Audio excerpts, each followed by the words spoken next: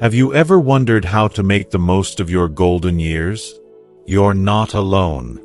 Many of us think that aging means slowing down, but what if I told you that it's the perfect time to start living smarter and happier? In today's video, I'm going to share 8 essential tips that completely changed my perspective on growing older. These are the same tips I use to take control of my health, mindset, and overall well-being, and I can't wait to share them with you. So, why should you stick around until the end? Because these aren't just any tips, they're practical, easy to implement, and directly from my journey. Whether you're in your 60s, 70s, or even 80s, it's never too late to start taking better care of yourself. From simple daily walks to laughter-filled movie nights, these tips will show you how to age gracefully while staying strong and full of energy. Plus, I'll share how building a routine and trying something new can help you find joy and purpose at any stage in life. By the end of this video, you'll not only feel inspired to embrace aging with open arms, but also be equipped with practical tools to improve your physical and mental health. If you're ready to feel stronger, happier, and more fulfilled, keep watching. Let's dive into these life-changing tips together. If you are not subscribed, subscribe and activate the notification bell so you don't miss any videos. Your support means a lot to me, and if you enjoyed this video, you can help me continue spreading the valuable lessons by liking and sharing it. If you like the topic of this video, please comment 1. If you don't, please comment 0 to let me know how I can improve and make better videos for you. Now, let's begin. Tip 1. Walk your way to strength. There was a time when I felt completely disconnected from my body. I'd wake up each day, groggy and stiff, feeling as though I were just going through the motions. I knew I needed to make a change, but the idea of hitting the gym or doing anything intense felt overwhelming. Then, one morning, after a moment of reflection in the park, I decided to take a small but significant step. I laced up my shoes and set off for a 15-minute walk around my neighborhood. I still remember that first walk vividly. The moment I started, my body was in protest. My lungs burned, my legs felt heavy, and every step seemed like a struggle. I was gasping for air, and I questioned if I could even finish the loop around the block. But something deep inside me kept pushing forward, and as I walked, I began to notice things I had completely ignored before. The sound of a dog barking playfully in the distance, the rustle of the trees swaying gently in the breeze, the soft flutter of birds' wings I hadn't noticed in years.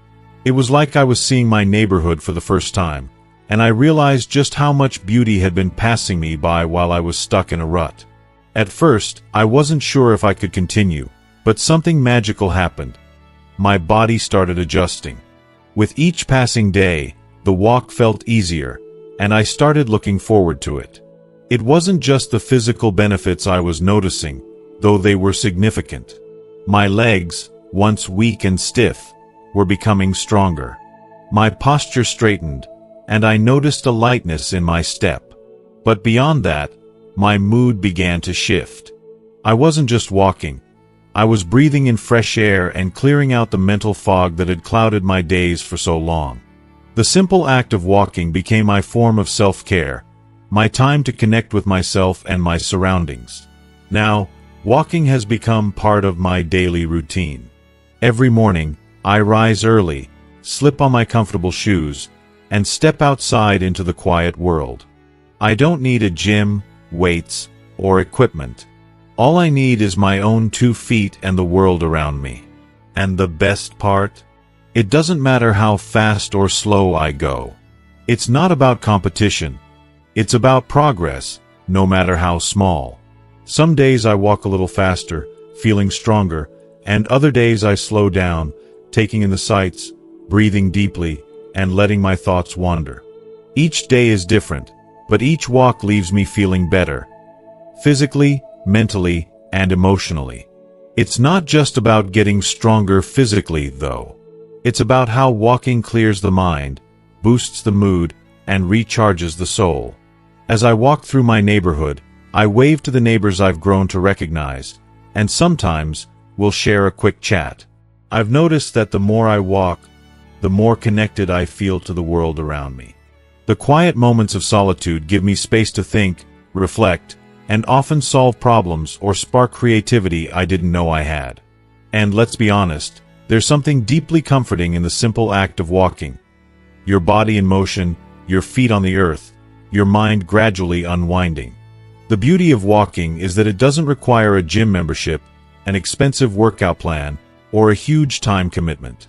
Just a pair of comfortable shoes, a little curiosity, and the willingness to start where you are. Whether you walk to the mailbox, around the park, or down a quiet street, each step you take is an investment in your well-being.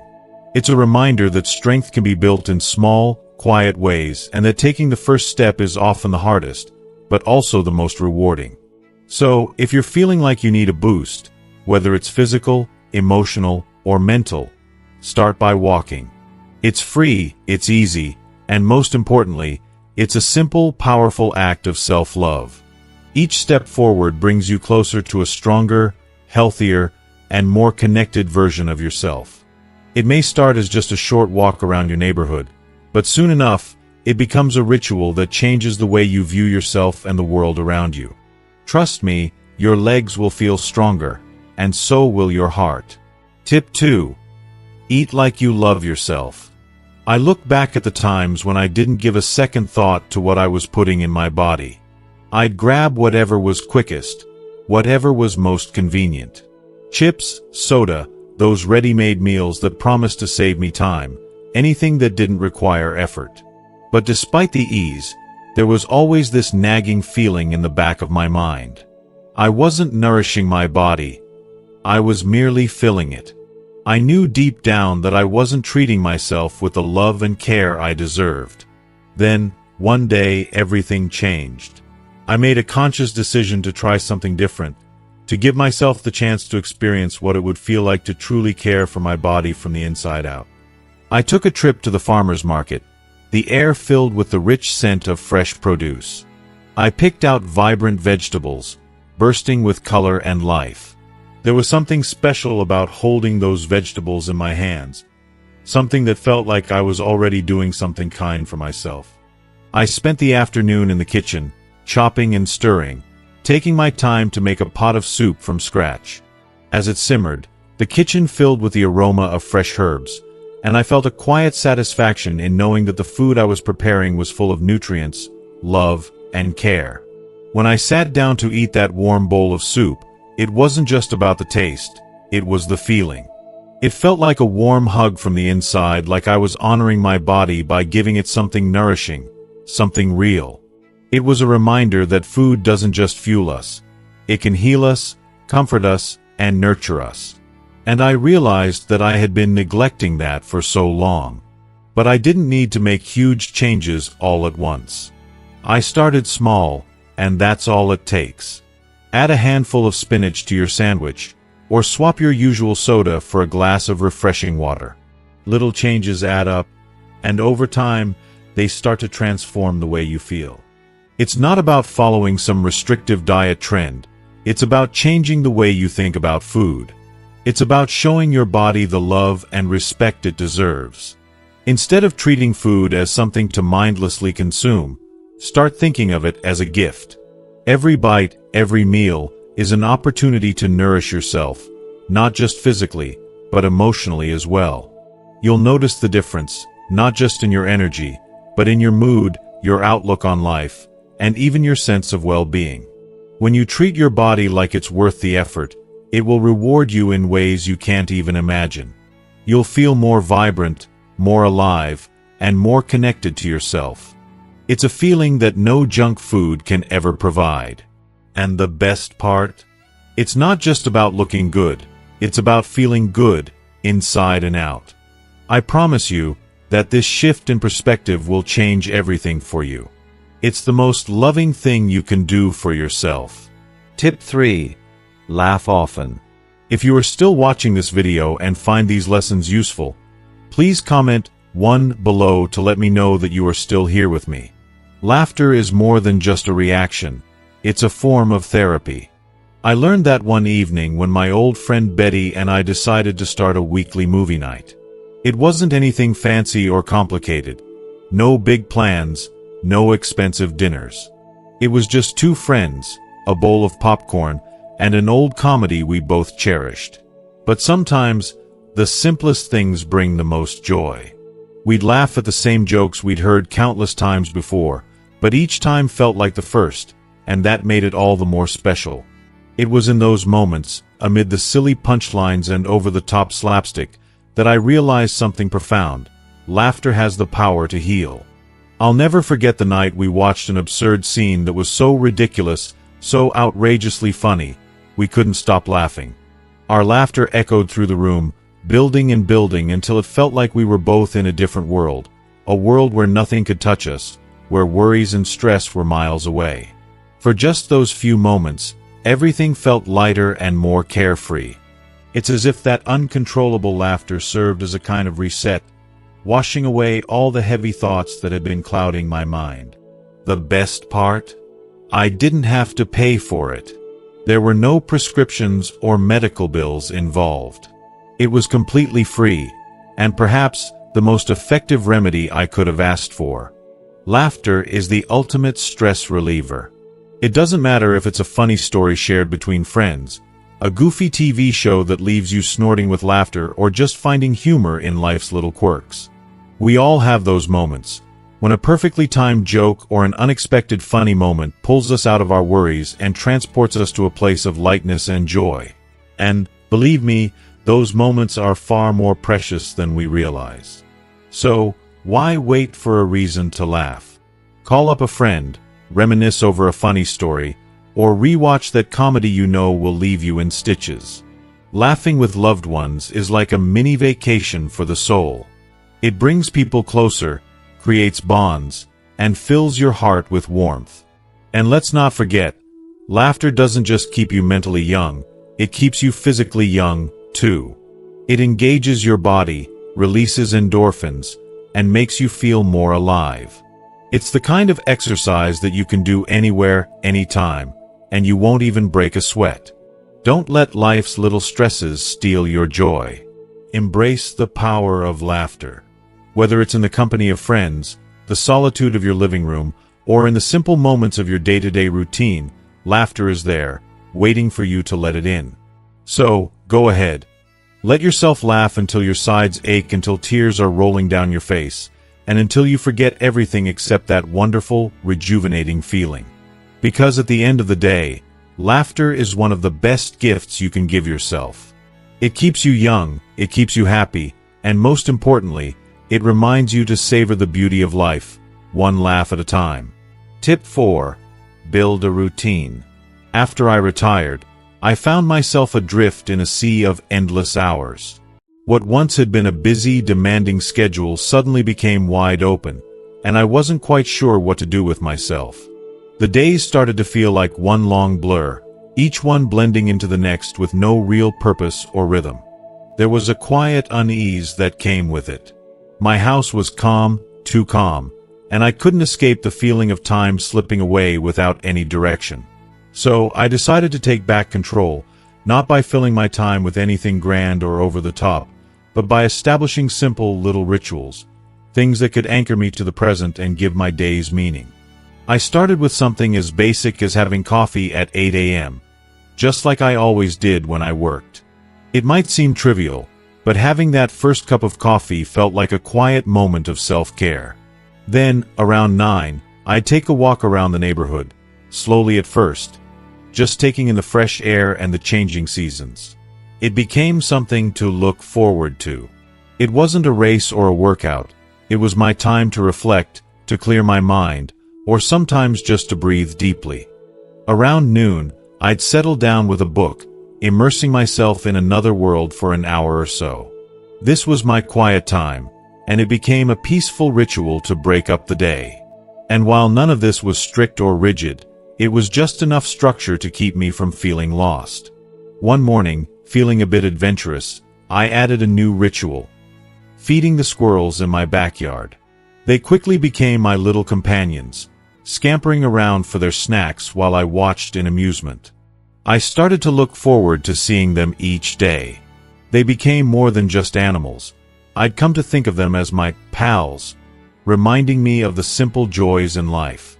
A routine doesn't need to be complicated or dictated by a clock.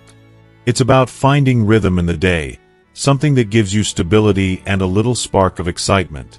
It's about making small moments that ground you and keep your mind active. You don't need a packed calendar or a million things to check off. What matters is the purpose behind those moments. I encourage you to try it. Create a routine that fits your own pace, one that reflects what truly brings you peace. These small rituals can make a world of difference, offering more than just structure. They can offer a deeper sense of fulfillment, connection, and joy in your daily life. Tip 5. Talk to someone. For so long, I convinced myself that keeping everything inside was the best way to handle my emotions. I told myself that no one needed to hear about my struggles or my burdens. I was too afraid of being a bother, of imposing on others with my feelings. I held everything in, thinking it would make me stronger, that if I could just keep it together, I wouldn't need anyone. But eventually, the weight of it all became too heavy to carry alone. And then, one day, my daughter called me out of the blue. It was one of those rare, unexpected moments that I will never forget. We spent over an hour on the phone, not talking about anything in particular, but about everything that had been happening in our lives. It wasn't the kind of deep, heavy conversation you might expect. No, it was more about the little things, the mundane, the quirky details of our day, and the kind of casual banter that only a mother and daughter can share. But what I didn't realize until after we hung up was how much lighter I felt. Something had shifted inside me.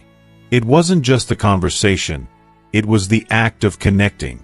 In that moment, I realized how much I had been holding back, how much I had been keeping to myself out of a misguided sense of independence. And I thought, why did I ever think this way? Why did I ever believe I couldn't reach out, that my feelings were something I needed to hide? There's something incredibly freeing about sharing, even the smallest things, with another person. It's not just about unloading our troubles. It's about letting someone else into our world, allowing them to witness the things that make us feel, the things that make us human. It's the simple, everyday exchanges that can offer the most comfort. Picking up the phone, chatting with a friend, even striking up a quick conversation with a cashier at the store. These moments of connection are powerful. They remind us that we're not isolated, that there's a world outside our struggles, and that we don't have to face everything alone. I truly believe that these little heart-to-heart exchanges, whether they're long or short, are one of the best ways to combat loneliness. We may not always be able to control the challenges life throws at us, but we can control how much we let others into our lives. The more we share, the more we open ourselves up to the comfort, the understanding, and the support that others can offer. It may not solve all our problems, but it sure does help to know that someone cares and that someone is listening. So, the next time you feel the weight of the world on your shoulders, take a moment to talk. Pick up the phone, reach out to a friend, or strike up a conversation with a stranger. You never know. It could be the thing that lightens your heart the most. Tip 6. Try something new. Last year, I did something I never thought I'd do. I signed up for a pottery class. Now, picture this. There I was, with clay smeared all over my hands, struggling to shape a wobbly bowl that looked like something out of a toddler's playset. At first, I couldn't help but laugh at how ridiculous I must have looked, clumsy and covered in the mess of my creation. But you know what? That imperfect bowl, sitting on my shelf now, fills me with pride every time I see it. It's a reminder that stepping out of my comfort zone wasn't just about making something with my hands, but about rediscovering a part of me I'd long forgotten. The part that dares to fail, yet still celebrates the effort. Maybe for you, it's knitting that scarf you've always thought about trying but never dared to start. Maybe it's bird watching in the early morning, learning to identify those little creatures that flit by unnoticed. Or perhaps it's something as simple as finally taking that dance class you've always imagined yourself in but never dared to step into. The beauty of trying something new isn't about perfection, it's about awakening a dormant part of yourself. The part of you that still wants to explore, to grow, to live. It shakes off the cobwebs in your mind and revitalizes your spirit in a way you never thought possible. So, ask yourself, what's that one thing you've always wanted to try? The time is now. Don't wait for the perfect moment, because, trust me, that moment is already here, and you deserve to experience it. Go for it. Tip 7. Sleep like a champ. There was a time in my life when sleep was a distant luxury, something that seemed to evade me every night. I'd lie awake, thoughts swirling, a constant hum of worry about what the next day might bring. Would I get everything done? Would I face another day feeling exhausted? The nights felt endless, and it seemed like my mind just couldn't switch off. Each worry piled onto the next, keeping me awake until the early hours. It was draining, physically, mentally, emotionally. I knew I needed rest, but the anxiety wouldn't let me get it. Then one day, something clicked. I decided to take control. I was tired of the restless nights, tired of waking up feeling like I hadn't slept a wink, and most importantly, I was tired of letting stress rob me of one of the most vital things for my health: sleep. So, I made a conscious choice to change my bedtime habits. Instead of falling into bed with a phone in hand and scrolling through social media or watching one last episode of a show, I decided to wind down more gently. I picked up a good book, something that wasn't too heavy, and I started reading under the soft glow of a warm lamp. No harsh lights, no distractions from the outside world. I left the stress at the door. It wasn't just about reading or avoiding screens. It was about setting the mood and giving myself the space to unwind. I'd dim the lights, create a peaceful environment, and slowly let my body relax, one muscle at a time. The quietude became soothing. And, just as important, I set a bedtime for myself, a simple rule to follow each night. No more late-night binges, no more losing hours to needless worry. I allowed my body the time it needed to rest, to recover from the grind of the day. If you are still watching this video and find these lessons useful, please comment 2 below to let me know that you are still here with me. One night, after sticking with this new routine for a while, something incredible happened. I slept so deeply that I dreamed I was flying above the ocean. It was the most vivid, peaceful dream I'd ever had. I could feel the wind in my hair and the vastness of the ocean beneath me, and for once, my mind was silent, calm. I woke up feeling completely restored. I had been on a spiritual and physical journey, and I knew that sleep, that deep restorative sleep, was doing more than just recharging my energy. It was healing me.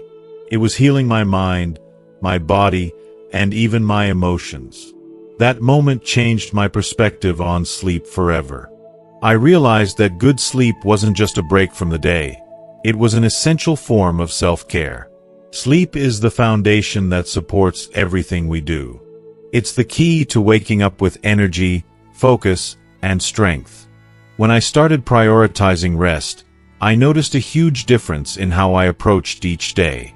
I felt more grounded and more capable of handling whatever came my way. The mornings no longer felt like a struggle to get out of bed. I was ready to face the day with a clear mind and an energized body. Now, I believe sleep is one of the most powerful tools we have. It's not something to take for granted. I encourage you to set a bedtime, create a relaxing environment, and allow yourself to rest. Let go of the stress, dim the lights, and unwind in a way that prepares your mind and body to heal. Good sleep is a gift, one that has the power to restore you, elevate your mood, and give you the strength to tackle life's challenges. When you sleep like a champ, you're not just resting. You're setting yourself up to live your best life. Tip 8. Celebrate you. There's something incredibly powerful about recognizing and celebrating your achievements, no matter how big or small. Last month, after navigating a particularly difficult and draining week, I did something simple yet incredibly meaningful. I treated myself to a slice of my favorite pie. It wasn't just about indulging in a sweet treat. It was about honoring myself for having made it through a week filled with challenges, obstacles, and moments of doubt. It's so easy to forget that every day we make it through life, we're doing something extraordinary. We often get caught up in the grind of work, responsibilities, and expectations. So much so that we forget to acknowledge the strength it takes just to keep going. We don't always give ourselves credit for our endurance, our ability to show up even when we're exhausted, or our courage to face difficulties head-on. But it's essential to take a moment to recognize that. Celebrating yourself isn't about bragging or making it all about you.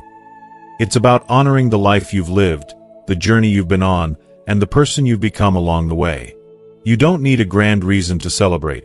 Sometimes, simply surviving a tough week or navigating a difficult situation is enough. The next time you accomplish something, no matter how small it may seem, take a moment to enjoy it. Write down one thing you're proud of, something that reflects your growth, perseverance, or strength. Acknowledge that victory, however quiet it might be. Take a deep breath, savor the silence, and enjoy a quiet moment alone, reflecting on how far you've come. Or if you prefer, why not toast to yourself with your favorite drink? Whether it's a cup of coffee that helped you power through the morning, a glass of wine that you savor at the end of a long day, or even a fresh smoothie you treat yourself to, make it special. Let that moment be a small, sacred ritual where you pause and truly appreciate your accomplishments. And let me tell you, you've earned it. You deserve the recognition. Life can be overwhelming at times, and we often feel like we're just trying to survive the next challenge. But celebrating yourself serves as a reminder of your inner strength, your resilience, and the importance of self-love. It's not about perfection. It's about acknowledging the journey, the bumps along the way, and the moments where you triumphed. It's about recognizing that every battle, every setback, and every victory has contributed to the person you are today. Celebrating yourself in these ways keeps your spirit glowing and your heart full of gratitude. So go ahead, raise a glass, take that quiet moment, and let your light shine. Because when you celebrate yourself, you nourish your soul, and that's something we could all use a little more of. So, what have you learned from this? Life is full of challenges, but it's also full of moments where you deserve to celebrate yourself. Whether it's acknowledging a small win, taking a quiet moment to reflect, or simply raising a glass to the person you've become, you've earned it. I'd love to hear what you'll take away from this and how you'll start celebrating yourself in your own life. What's one thing you've learned today that you can start practicing to nurture your spirit? Drop your thoughts in the comments below. I'd love to read them. If you enjoyed this video, please give it a thumbs up, share it with friends who need a little encouragement, and don't forget to subscribe to our channel for more content that'll inspire and uplift you. Thanks for watching, and remember, you are worth celebrating every single day.